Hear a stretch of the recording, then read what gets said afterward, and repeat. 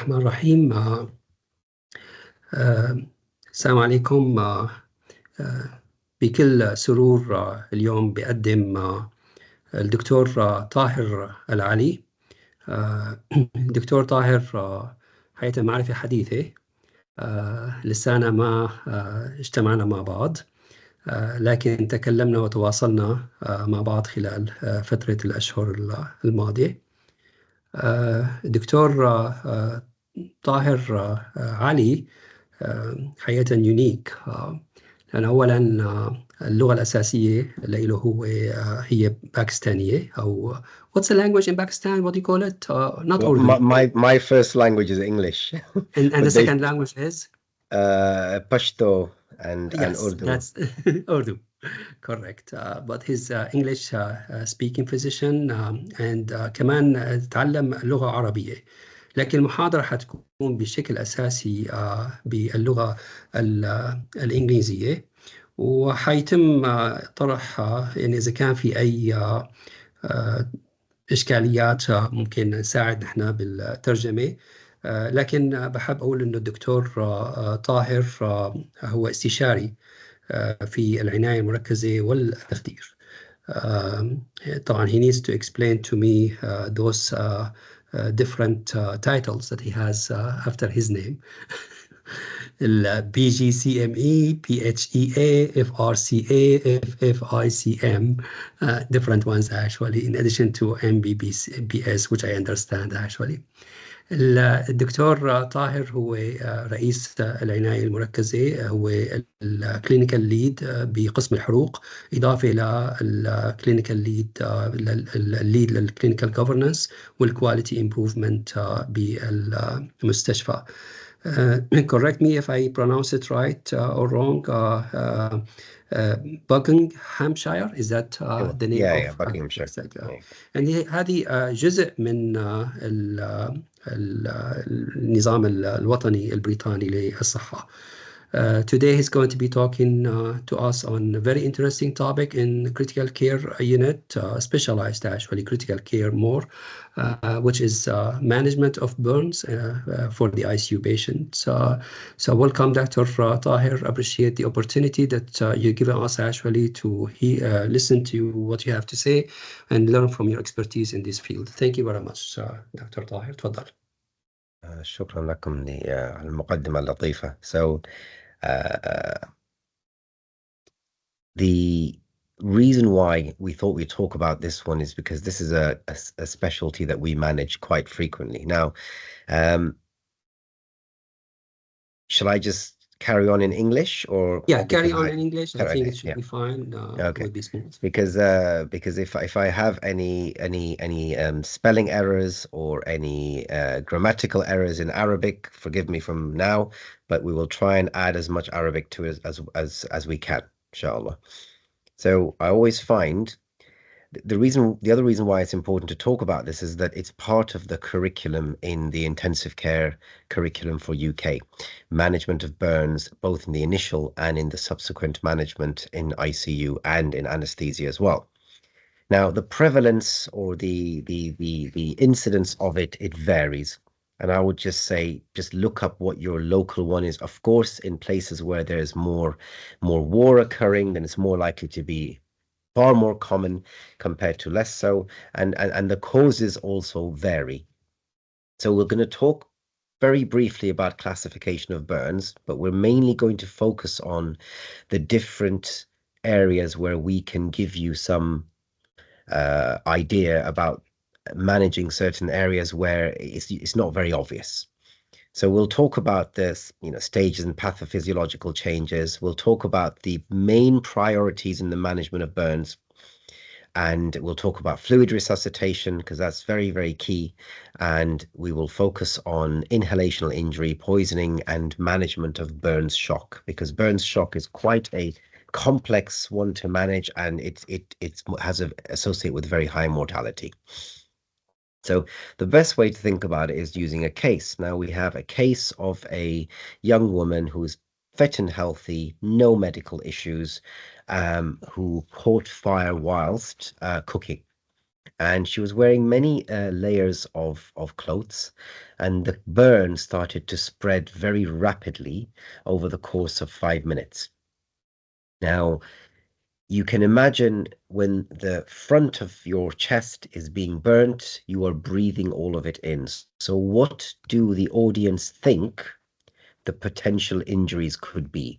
Because this is where you need to start thinking based on the story. When you get a call, you hear that this person's coming in, what is going through your mind?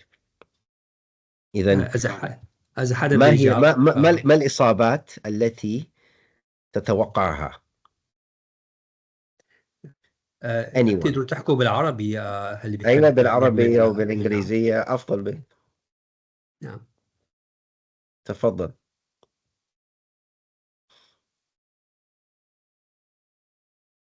Okay, I think there's a lot of people, so we'll talk about it. So you can have the obviously the حروق الجلد, that's important, and we don't know how bad it is. We don't know the depth of it. We can think about the حروق الوجه, and that has very severe implications in terms of breathing and in terms of swelling. And then the other ones they can have are specifically airway burns, so where the ET tube sits and the swelling that will ensue later. And then of course the istinshaq ad-dukhan causes very severe burns, and that causes another degree of burn, which we will talk about, and we'll definitely focus on that. And specifically, the istinshaq ad-dukhan can cause poisons associated with it, and it has multiple pathophysiological processes, and essentially gives you it puts you in a state like ARDS with some additional problems, which we will talk about. And then one of the very difficult management issues is the انخفاض الضغط or الصدمة. So any kind of shock in these cases, it's not due to one reason. It's usually multifactorial, and over the course of several days, it progresses. And we'll talk a bit about that. And obviously, we need to think about the other tasammumat that can occur from it. So I always say, people talk about the ATLS management and ABCD and so on. Yes, that is important, but in burns, you have to have I call it ATLS plus, an additional, like an advanced ATLS. And one of the first things people should do is tabrid, is to cool the wound as soon as you can. So like what this man did, he threw her into the bath and poured water on her to put out the fire, just to stop things worsening. It becomes a bit complicated when it's chemical burns, and even then just pour water for 20 minutes. Okay, that's one of the important things. Cool. Then think about the bleeding. So we don't just go straight to, of course, ABC, but if there is an actively pouring blood out of an arm that's completely cut off, you need to tourniquet that, because going ABC and ignoring that, the patient will die. So think about major hemorrhage. Then, of course, airway, breathing, circulation. I think these ABC are generic terms everyone know everywhere. Sir? Yep. And then the important point you need to add to this, which is part of the initial assessment, is istikshaful jurh. You have to examine the wound. And the reason why examining the wound has to be part of the initial assessment is because it has implications in the immediate and later management in all aspects. Okay? So this is where we don't take risks with it. So of course, ATLS protocol, and we discussed this. What do we do? So we've removed the source of burns, jewelry. Any kind of jewelry needs to come off the patient. Now, all the mujawharat, especially on the fingers, they will swell up, and then you will get ischemic fingers. Those need to be removed as soon as possible. Necklaces need to be removed. Piercings, remove as many of these things as you can, because later on they'll become a problem. We mentioned 20 minutes at least of cold running water. And cling wrap. As far as I know, cling wrap is khilaf lasiq. Is that right? Yeah. Yep. And the reason why cling wrap is useful is because it is sterile and it retains water. So once we've cool down the wound initially, you wrap it up so you don't lose too much heat and you don't lose too much water vapor, because these people will become very, very dehydrated. So now we'll focus a little bit about the individual areas. So airway, C-spine, this is standard as per every kind of trauma with some differences. For example, you still give 100% oxygen. This is the patient straight in A&E. There's no ET, there's no endotracheal tube right now, okay? But this patient has got 100% oxygen going through, and you can see this is not the same patient, but it's something very similar. The entire front of the face, the hair burnt, the chest, thorax, and abdomen were all burnt. The tongue was swollen, the lips were swollen, and there was drooling, stridor, and soot. So سيلان اللعب, and the salt was صفير في التنفس, and there was سخام everywhere. The mouth, the nose was full. You couldn't see anything. So what do? We need to intubate the patient. Now here we need to pause, and I want to make sure people understand what specifically we use. We use an endotracheal tube, so we use an أنبوب حنجرية, but it needs to be a size 8 as a minimum, 8 millimeters. Now, to explain, I'm sure people understand, but I need people to understand why. It's because you will be doing many bronchoscopies on these patients in the first 72 hours. My record was 7 in the first 24 hours because it was so difficult to clear the sputum. And I'll show examples of it. So that's the point number one. A size 8 tube minimum to allow better bronchoscopy, and do not tie the tube around the face. So everyone is used to putting a tie on the tube and tying it around the face. The problem is, if you do that, and over the next 24, 48 hours, the face will swell up more, the endotracheal tube, the unboob hanjariya, will come out. And then putting it back in is going to be very difficult.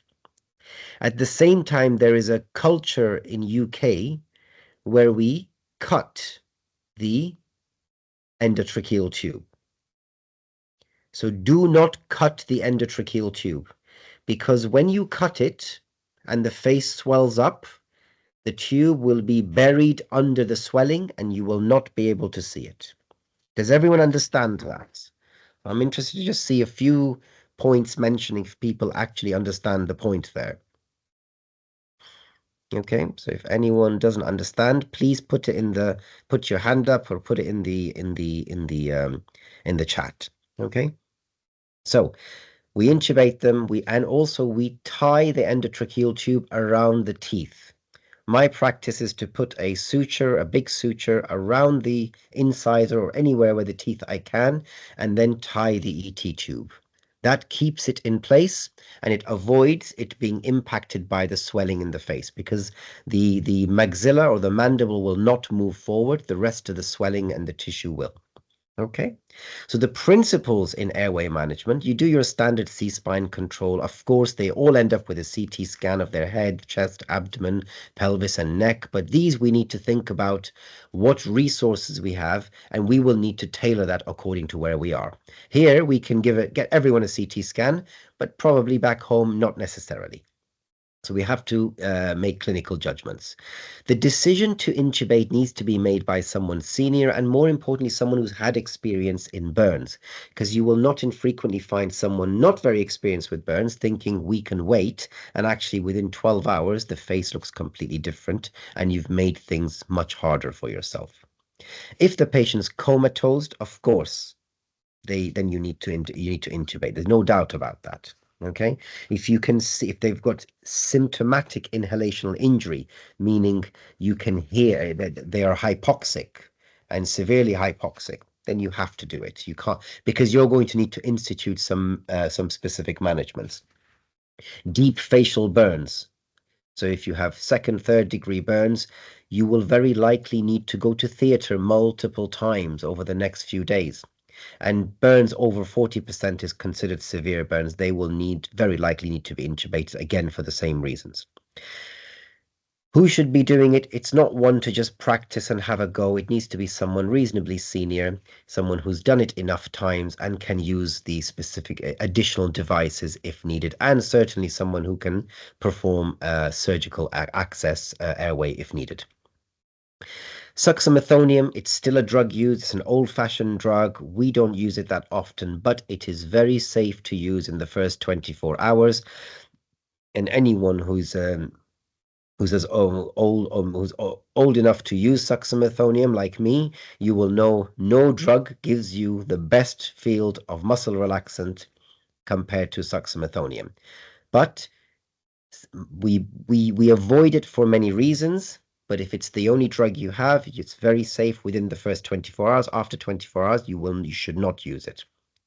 And ventilate them as you would ventilate every other patient with ARDS, so your 6 mils per kilo, tidal volumes, and so on. Now we're going to dig a little bit deeper here.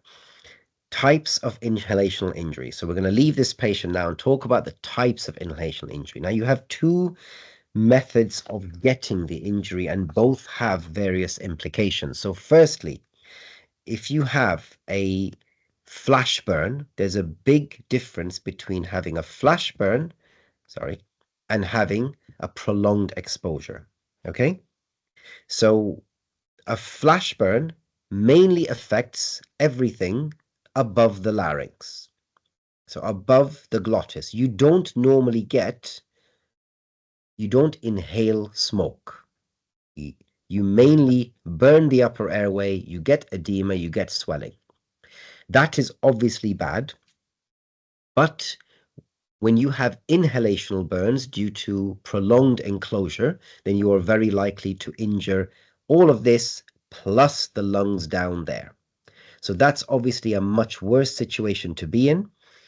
And along with that, if you are burning in your home or clothes, they release certain poisons.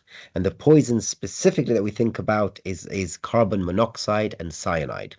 And it's very difficult. Carbon monoxide is easy to identify because we can do a blood test. Cyanide, less so, and it's usually a high suspicion due to severe metabolic acidosis that's not improving.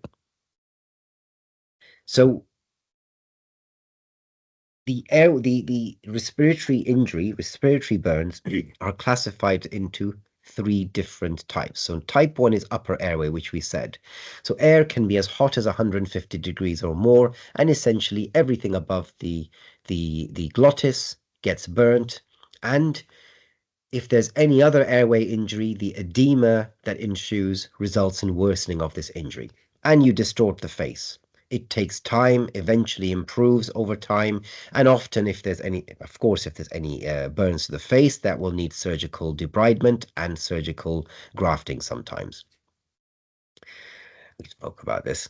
So let's look at this patient. So what do?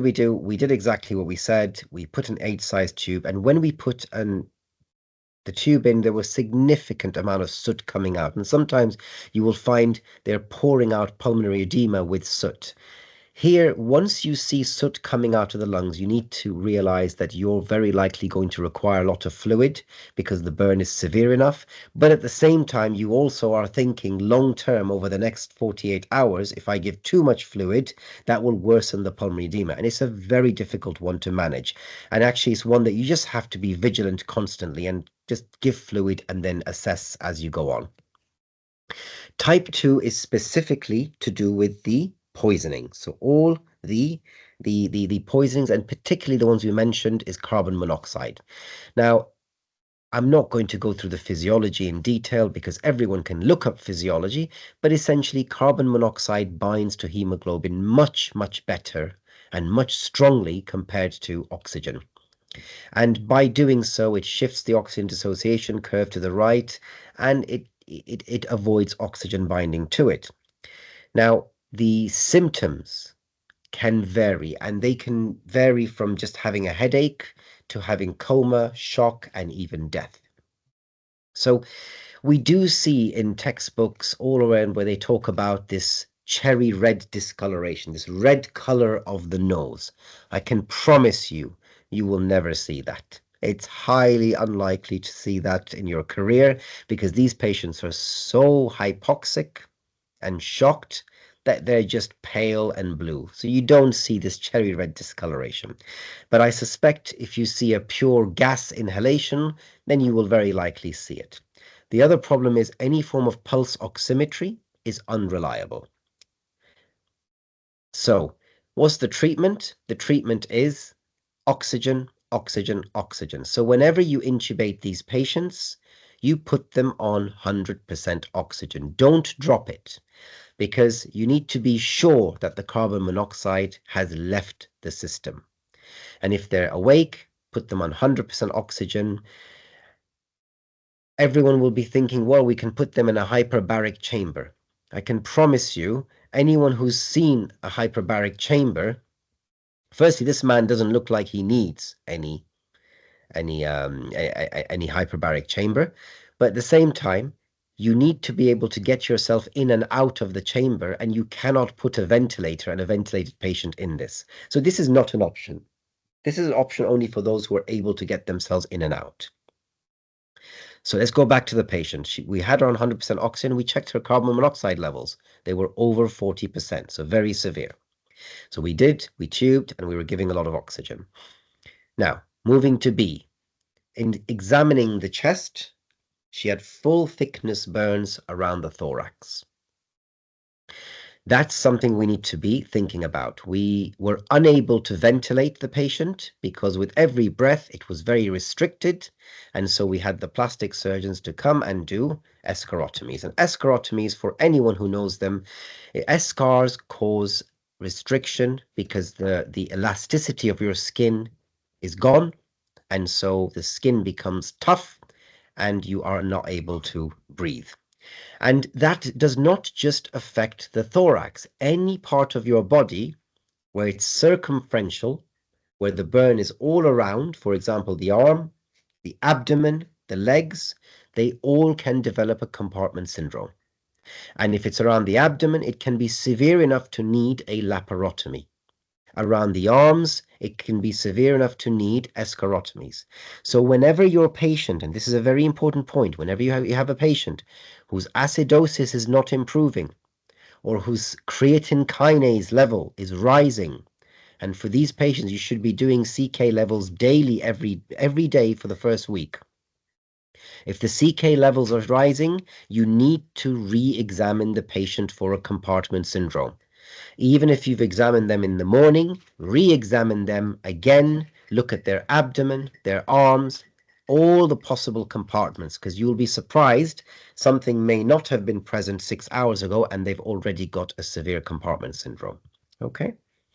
Then type 3 is the actual respiratory injury. Now, this is due to inhalation of the smoke, which causes temperature-related burns, and it causes a chemical inhalational injury. You get atelectasis and you get consolidation. So it's a whole combined problem, and of course it increases the mortality quite significantly. The pathophysiology behind it is multifactorial.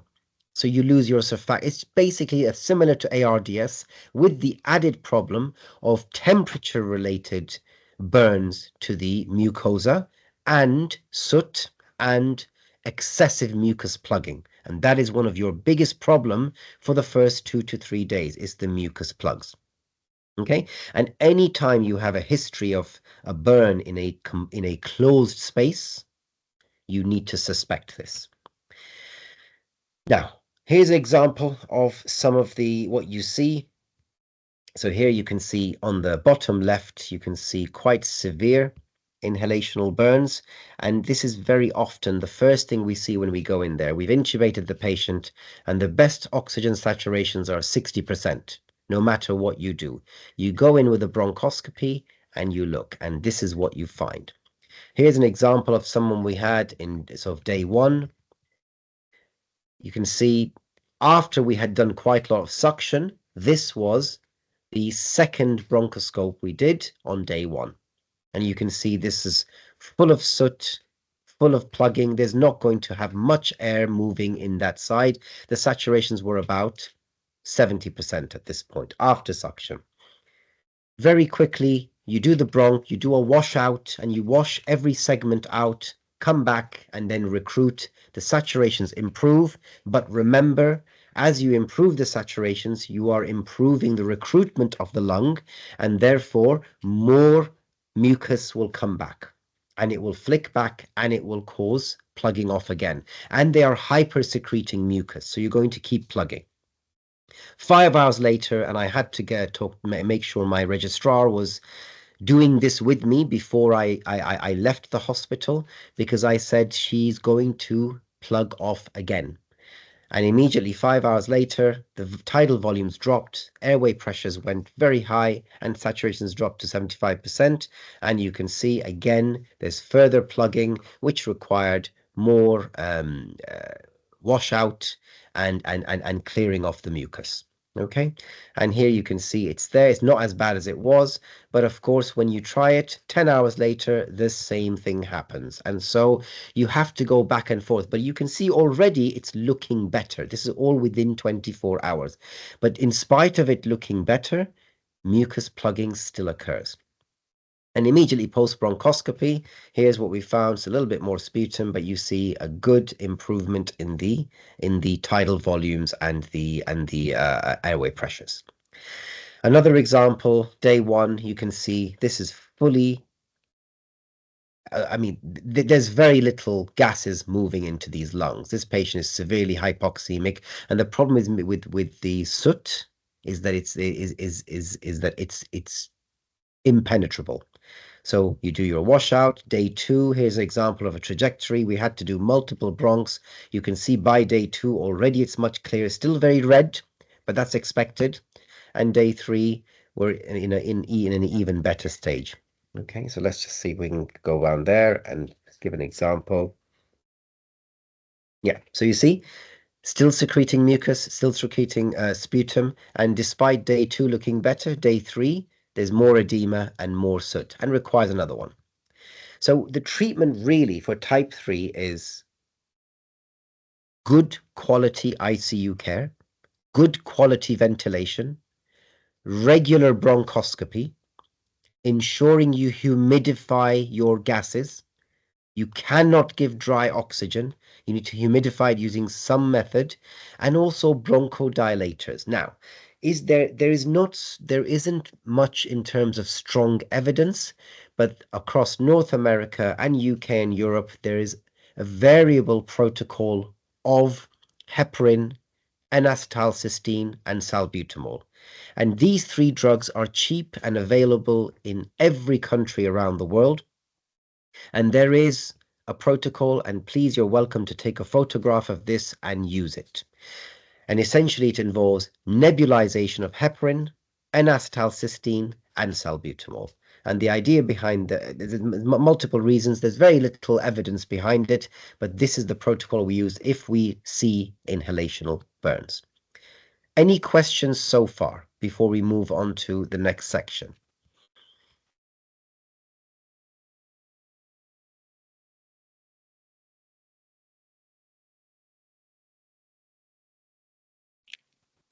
Anyone asking any questions? Doesn't look like there's any questions in the chat section. Okay. Go ahead, doctor. Okay, so then that brings us to the second section. Now, there are many aspects. We're only going to talk about these. There are some ongoing issues that we can that we will have another session for, but we're just going to focus on the A, B, and the C management. And here, this is one of the problems that we have to manage. So, shock is essentially shock on ICU is quite a nice one to manage, because you have this formula. And in this formula, there are only a few things that can have an impact and cause shock. So your blood pressure is related to your cardiac output and your systemic vascular resistance. Your cardiac output relies upon your heart rate and your stroke volume. And your stroke volume relies on your preload and the contractility. So if you're hypotensive, it's either a problem with a low systemic vascular resistance or low stroke volume due to either low preload or contractility, or a bradycardia. Now, the problem with burns, and this is one of the problems we have to face, is that it's not just due to one reason. It is usually preload, you haven't got enough fluid, you are dry. If it's associated with trauma, you have blood loss.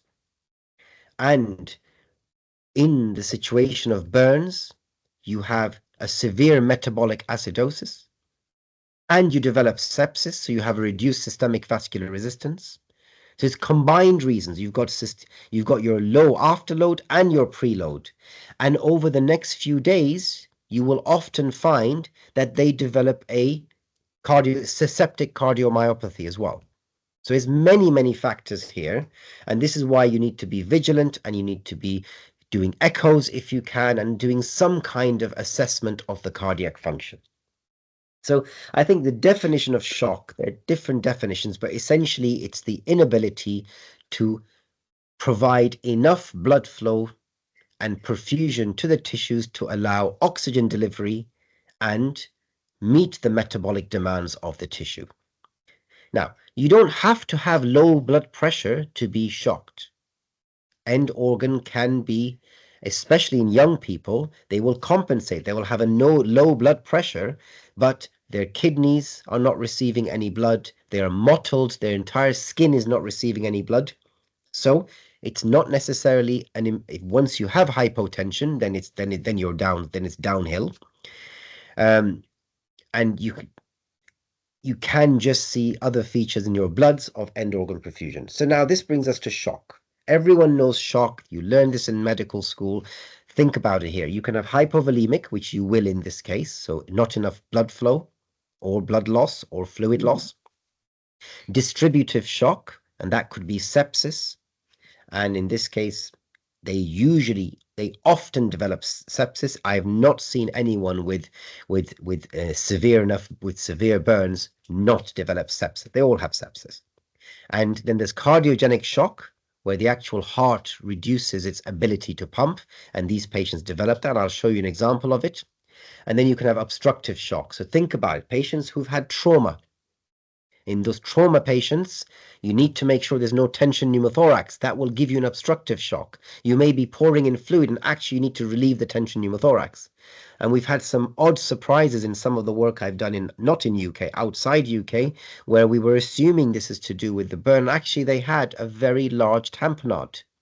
So use the point of care ultrasound as much as you can to assess these areas. And we don't need to go through the pathophysiology, but essentially you get fluid leaking everywhere. Okay. And the burns shock specifically, as we said, it's worse when you have a higher degree burn. That's logical. If you have more percentage, your shock is going to be worse. Okay. And it begins within hours, often by the time they've come to A&E. And that may just be 1 hour, 1.5 hours, they're already severely hypotensive. And they've usually received 4 or 5 liters of fluid before they come to the hospital. Okay? I think clinical features, everyone knows clinical features of shock. It's hypotension, tachycardia, reduced urine output, altered mental status, mottling. And the problem in burns, it's very difficult to actually identify these because they're all going to be hypotensive. So is this due to sepsis? We don't know. Tachycardic, they all reset their heart rates. They have a new normal heart rate, often around 110. So does the heart rate of 110 mean sepsis? Highly unlikely. Urine output, I can promise you, most of them do not pass any urine. So you're not going to wait for 1 or 2 or 3 or 4 hours to assess their urine output. And the vast majority of them will be on the hemofilter within 24 hours due to the severe metabolic acidosis. So knowing the urine output is going to be very unreliable because you won't know what it is. Okay, so what can happen? Due to shock, you can get a kidney injury. It is unusual to not have these patients on the hemofilter machine. They will almost always have, you can never say always, but most of the time they will have a kidney injury. Along with the shock, because you are giving a lot of fluid resuscitation, they can develop compartment syndrome because they will be leaking fluid into the arms, the legs, the abdomen, the chest, so they can develop compartment syndrome. And certainly there have been instances where we've had to do laparotomies because the abdomen compartment was so severe that no matter what we did in terms of decompressing the stomach, making sure there's a urine output, diuresis, it did not work. And the abdominal compartment was so severe that it compromised the ventilation. So the diaphragms were splintered and the saturations were sitting at 70% until we opened the abdomen. So don't ignore abdominal compartment syndrome. It can be quite catastrophic. And along with that, while the abdomen is tense, they are developing a further lactic acidosis, and their metabolic acidosis worsens, and then before you know it, their creatine kinase is in several thousand, and they have had cardiac arrest. And once these patients arrest due to this hyperkalemia, it's very difficult to get them back. Okay. And of course, along with this is pulmonary edema, and it's unusual to not have pulmonary edema in these cases.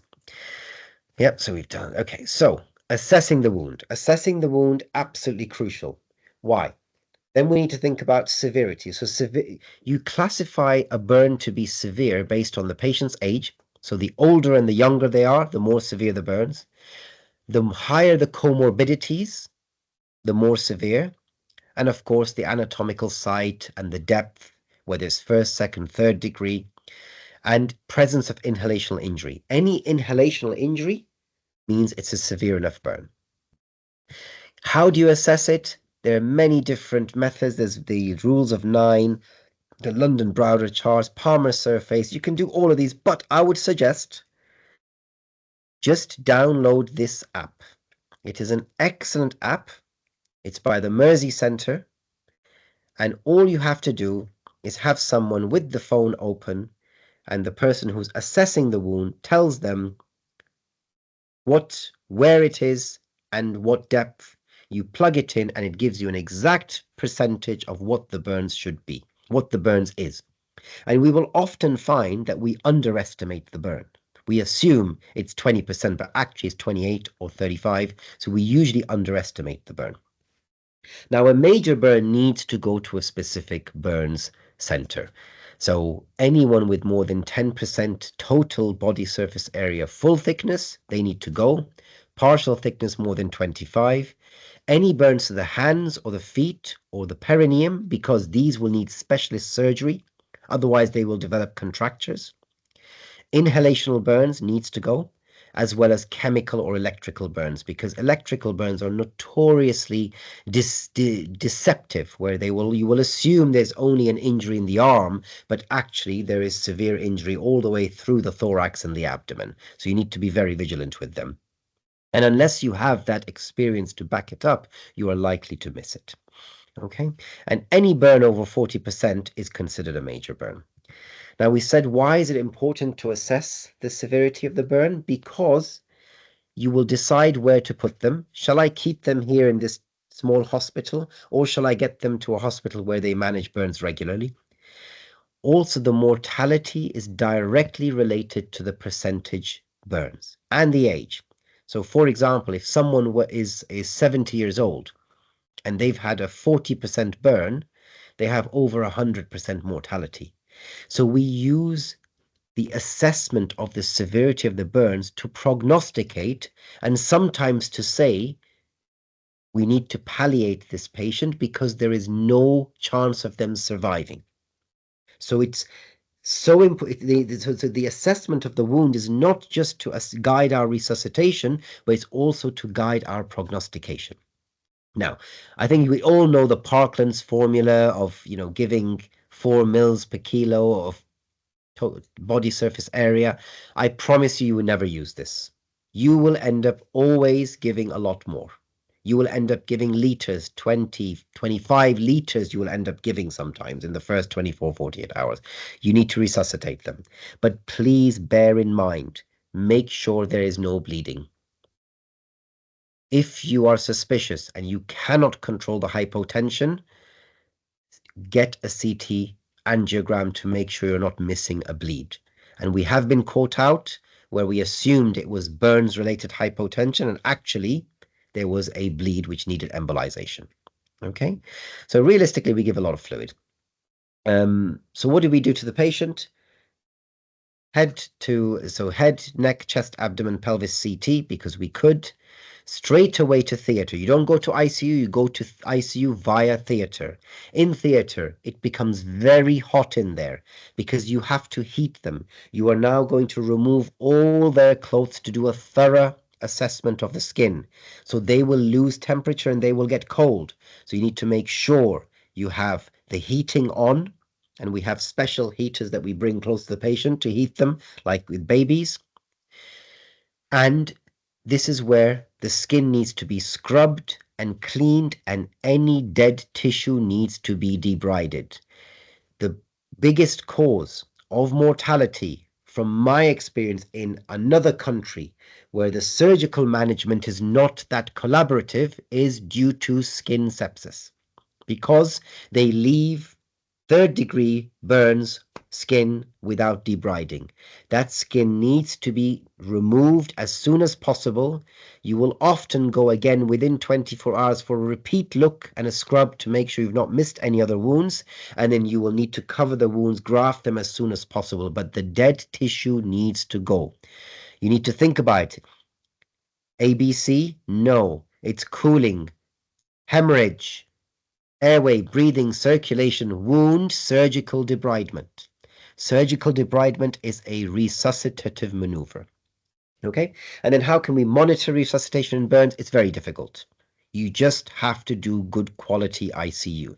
Urine output, they're going to be anuric, they're going to be on the filter. If they're not, surprisingly, you need to try and maintain more than 0.5 mils per kilo of urine output, standard ICU.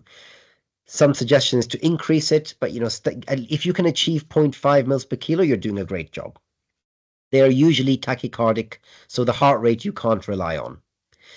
Use point of care ultrasound, but anyone who uses that knows if you've got burns to the thorax, your echo becomes useless and your lung ultrasound becomes useless. And any edema subcutaneous makes lung ultrasound very difficult, and it doesn't work. So if you have other methods, and this is an example, at the start you can see it's hypermetabolic, and you can see it's a normal cardiac function. I'm not showing you the color Doppler, but there's no mitral regurgitation, there's good outflow, and here you've got an ejection fraction of roughly 80%. I would expect it to be more in burns patients. You will often see in burns patients, they have over 80%, their ventricles are kissing. But you can use this to guide your fluid. Other methods you can use include different kind of cardiac output monitors, but you use whatever you can. And I don't know what you have over there, Mazin, but I think, all of these have their limitations. Certainly the peripheral LIDCOs, they're all limited, but PICO is more reliable.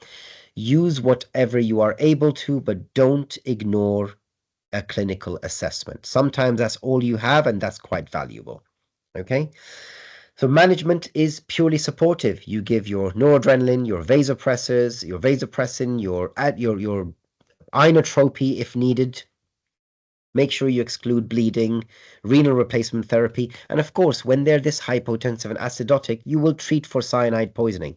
You need to assume if there's any burn in a room with sofas, you need to assume they've got cyanide poisoning, because burning of sofa can release cyanide. Okay, so going on to day 2 in this other patient who was hypotensive, you carry on, you see your noradrenaline's going up, your vasopressor's going up, but what you didn't mention here is that the creatine kinase has gone to 7,000. This is a concerning feature. And day 3, you see a further deterioration and a very worrying feature, which is a pyrexia. Temperatures of below 38 up to 38 are normal in burns patients. Those are not sepsis.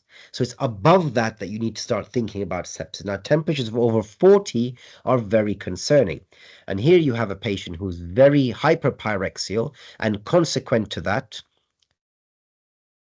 their noradrenaline's going up, they're on maximum vasopressin, you've given them steroids, their metabolic acidosis worsening, and you cannot control the hypotension.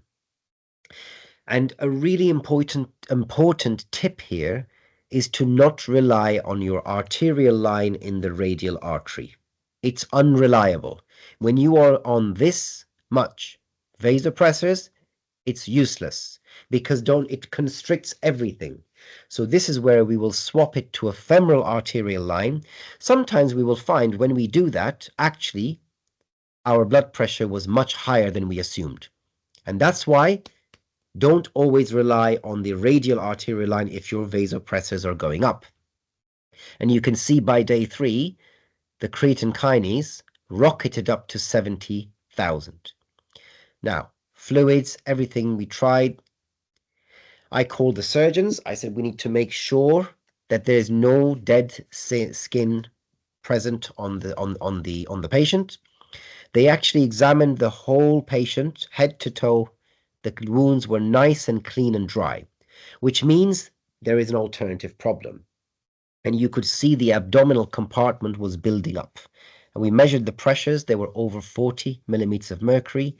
And when we did chest x-ray, you can see there's bilateral consolidation. This is very common. This is not unexpected. And what you can see here now, you can see the cardiac output is very, very, very limited. The stroke fall, the ejection fraction is barely 10 to 15%. So this is a massive change, which is why I said shock, hypotension in burns, you need to look at the heart as well, because the acidosis and the sepsis can result in this cardiomyopathy. So here you can have a severely impaired left ventricular function. Yes, of course, the lungs, you've got quite significant B lines, and you've got bilateral, bibasal atelectasis and consolidation, as well as pleural effusions. But you don't drain these effusions.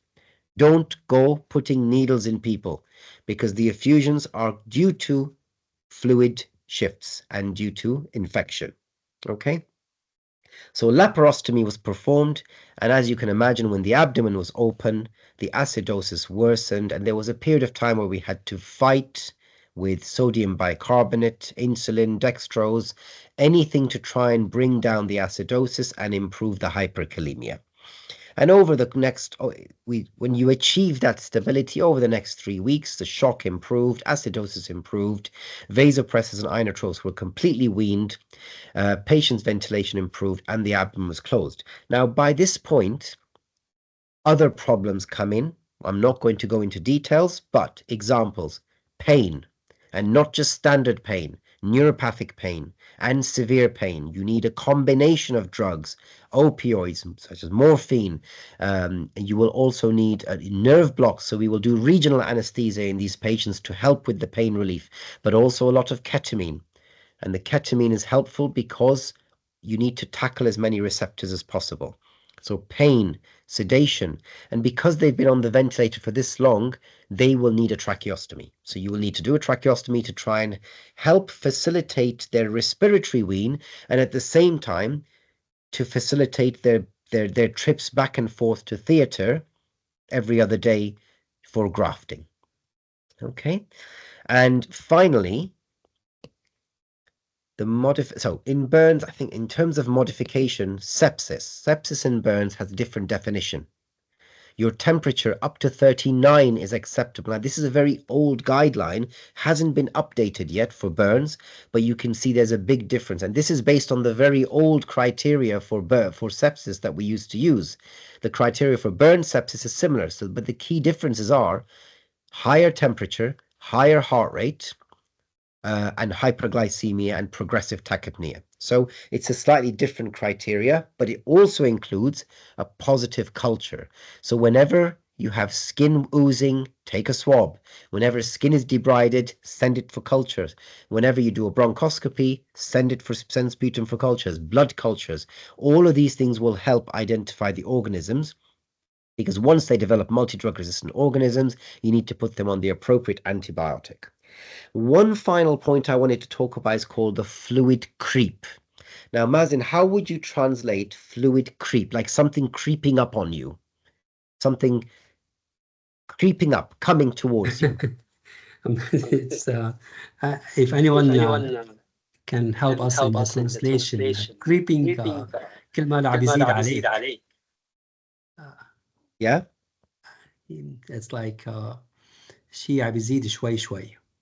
exactly. That's exactly it. And I'm just trying to think of the what word did I try? I look up. So it's called زحف عليك. زحف السؤال. So زحف السوائل. It's Yeah. creeping. Yeah, زحف السوائل. Okay, so it's the creep. And what does that mean? It means, imagine you've got a patient and you are giving fluid, but you're also giving infusions. They will often need very high doses of propofol, alfentanil, fentanyl, whatever opioid you use, as well as midazolam. They usually need a third drug to try and control their tachypnea and their hypermetabolic state. So they will need multiple infusions, and they will need different antibiotics in high volumes. They are usually in atrial fibrillation, so they will need amiodarone in high volumes. So before you know it, you assume you've only given 3 liters of fluid, but actually there's an additional 2 liters that you've not actually documented based on everything else you're giving, and you will end up coming and giving boluses. So this creep that you have is due to incorrect calculations or inaccurate calculations, which in severe burns like this, very difficult to be accurate. But this is why, obviously, having an electronic system is the most ideal, but these errors still occur. Some people can come and flog a liter of fluid without writing it down or telling anyone. Okay, and the complications from them, you can get pulmonary edema, pleural fluid, pleural effusions, pericardial effusions even, and we mentioned abdominal compartment syndromes, and certainly around the limbs. So your assessment, this is not one of those patients that you just go and look at the observations and do the exam. You must remove everything, examine the arms, the legs, the abdomen, the chest. Every possible compartment needs to be examined every day, and definitely the eyes as well. And this is why you will involve the ophthalmology. And often when the face is burns, you will start from the beginning with your eye drops, your creams, and your chloramphenicol for the eye, because they will all get infected. Okay, so the fluid creep is a very important point to bear in mind. I mean, there are different strategies that you can use. Of course, we can talk about all of these, but really, detailed assessment and good quality ICU, and using adjuncts like point of care ultrasound, POCUS, if you have that ability, and being very vigilant, writing down every fluid that's given to the patient. Okay, and sometimes you can have unusual surprises, but we can, we can skip past all of these. Here we had this was an example of a burn. Sorry, let's just go back to this one. This is one.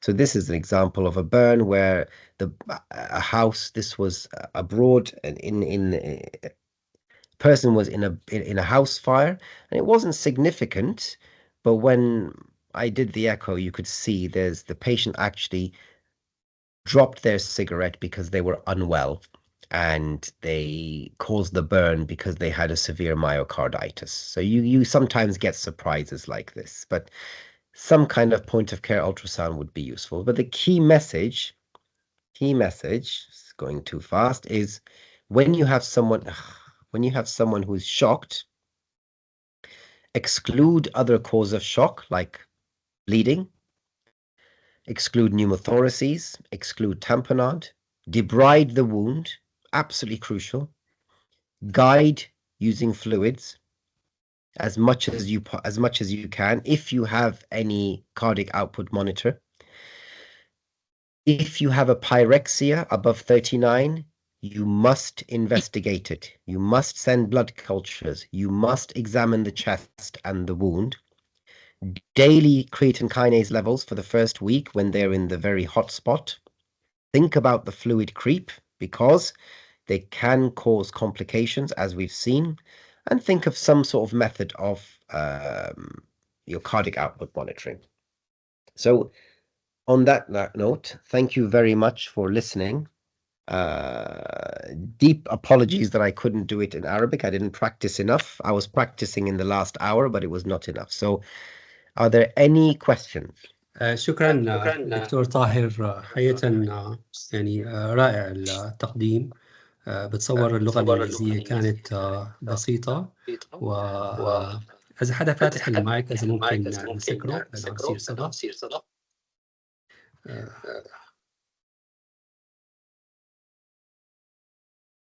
دكتور عبد الحسيب كأنه في صدى من عندك أو شيء من هذا. طيب اللغة كانت حقيقة جيدة جدا، بسيطة. أنا ححاول ألخص باللغة العربية الموضوع بالشكل اللي انعرض. فطبعا دكتور طاهر حكى أول شيء بمريض عنده حرق. أول شيء بنطلع على الإيرويز، على طريقة التنفس، بنقيم إذا كان بدنا نعمل تنبيب ولا لا. إذا عملنا تنبيب نختار الأنبوب بحجم قياس 8 على الأقل، لأنه بدنا نعمل برونكوسكوبيز كتير. لا تقطعوا الأنبوب.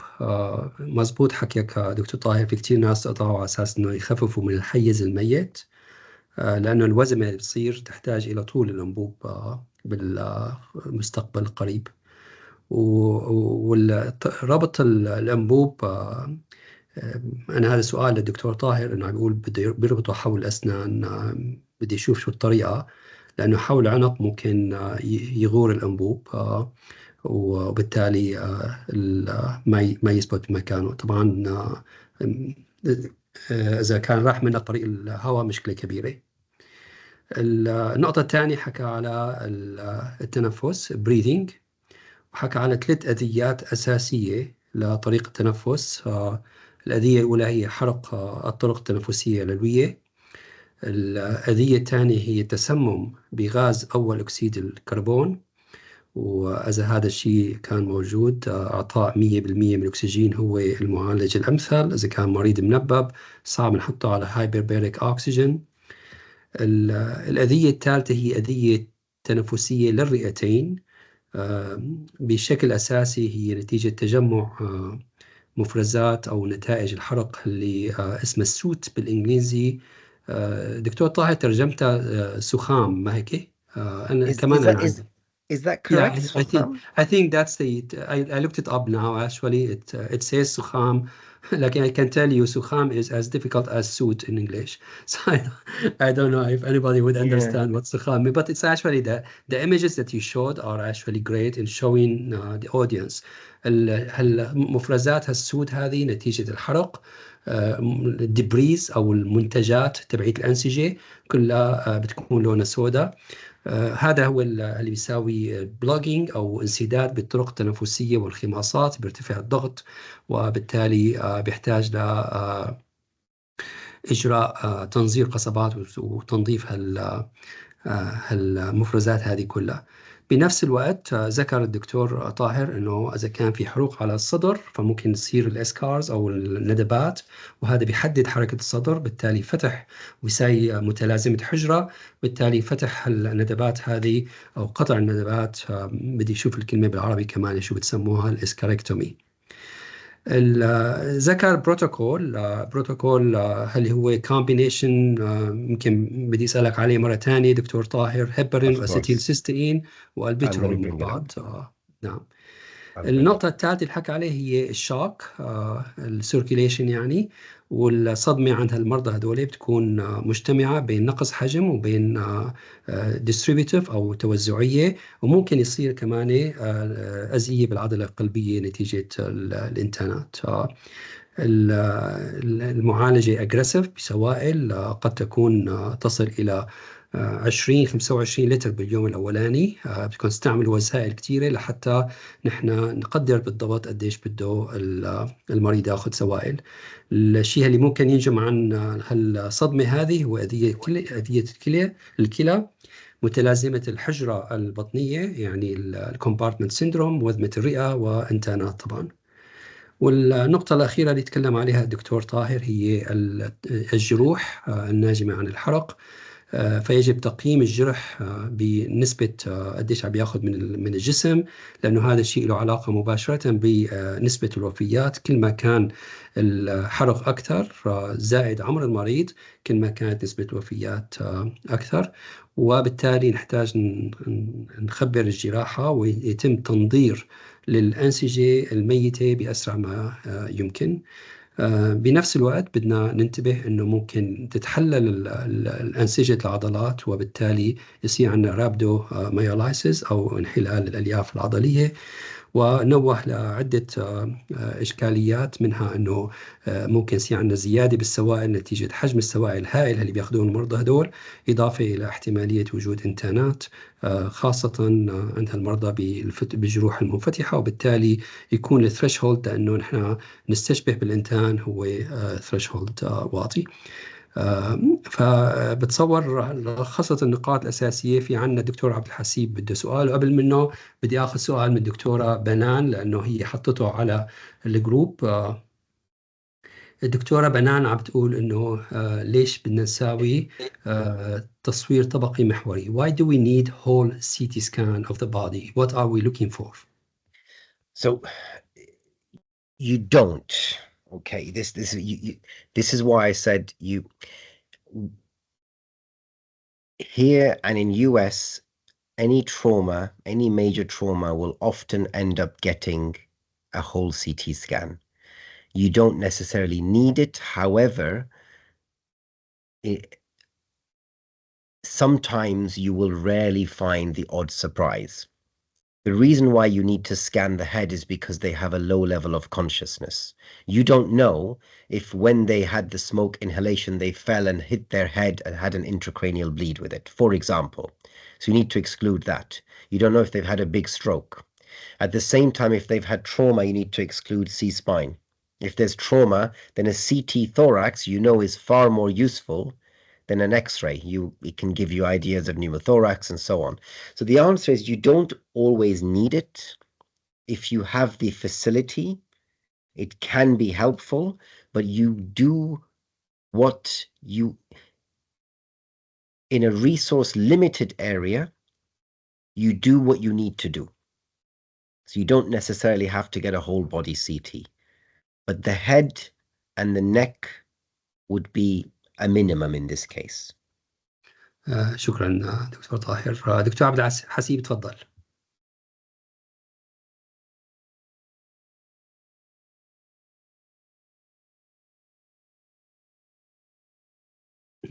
You're muted عبد الحسيب.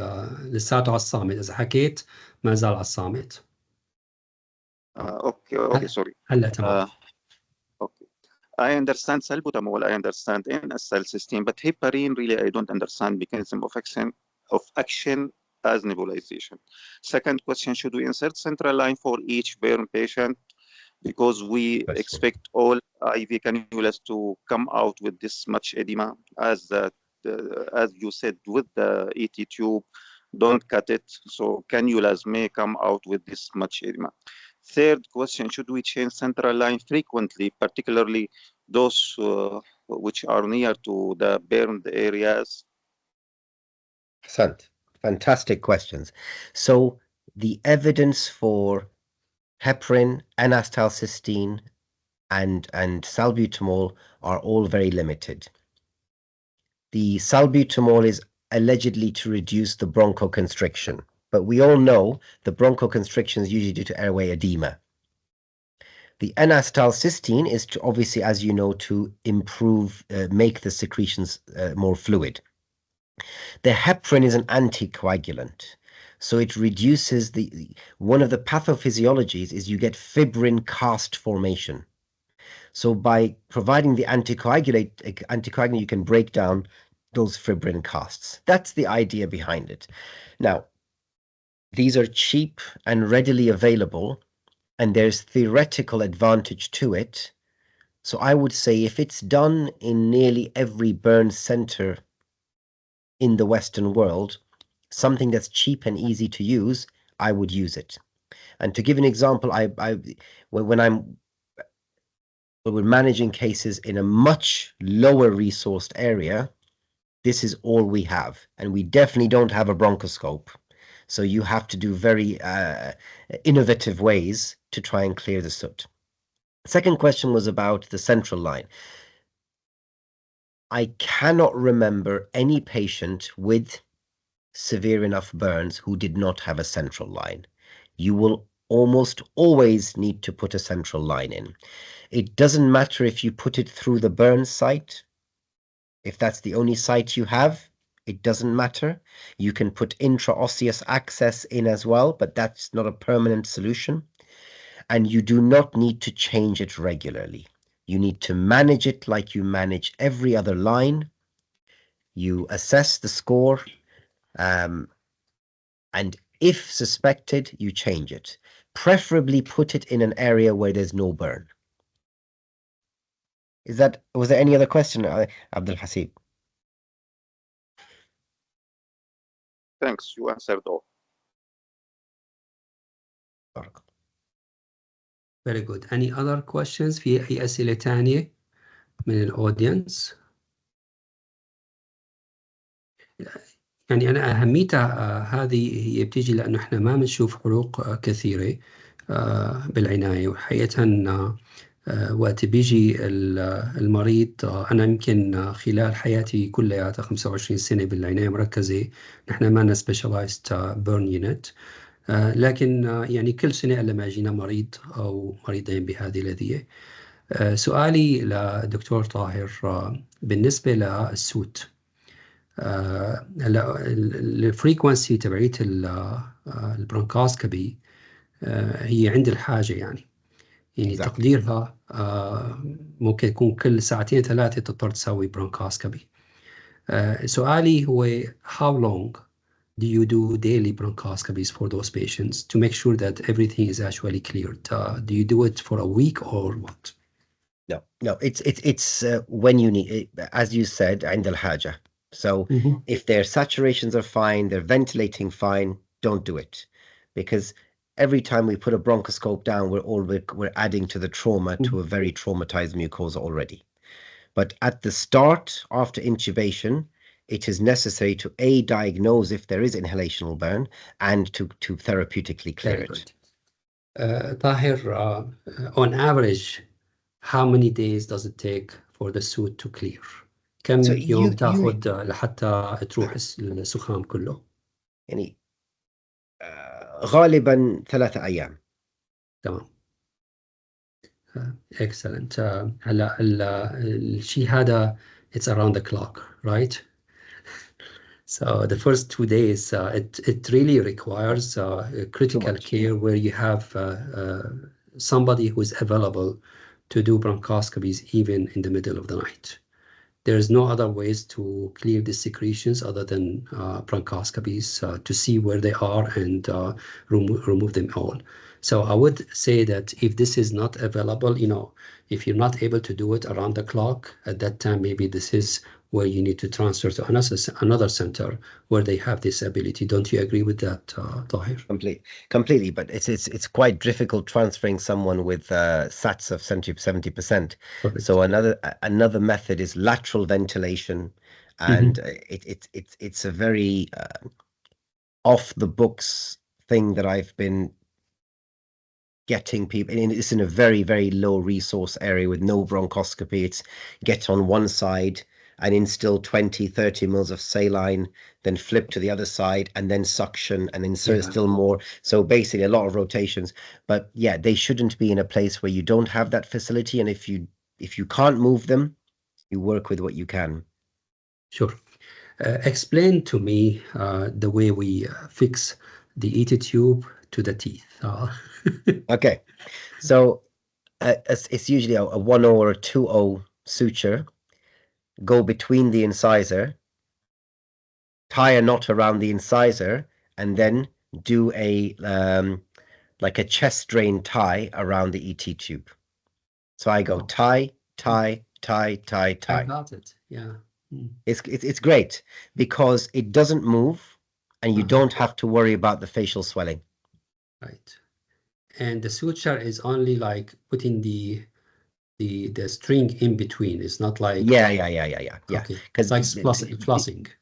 yeah, like flossing, but at the base, it's quite a good Right. anchor. Uh-huh. I definitely have seen a suture being placed through the gum. That was a very sick person. Most of the teeth were knocked out, but you know, around the incisor, it works quite well. And you do this routinely, is that correct? Because So this is that actually this is new to me, and that's why I was interested in. And this is the benefit of having people working in specialized centers where they have those tricks. That can say it was actually a real problem for our patients who were admitted to our ICU, where we were concerned about the swelling, whether we're going to lose the ET tube or not. So this is great. So is this something routinely do on all patients, or only the facial burn patients? facial burns. Mhm. Facial burns. Facial burns. This is purely for facial burns. For others, just go for the standard. Very good. Excellent. Any other questions؟ في أي أسئلة تانية؟ Thanks.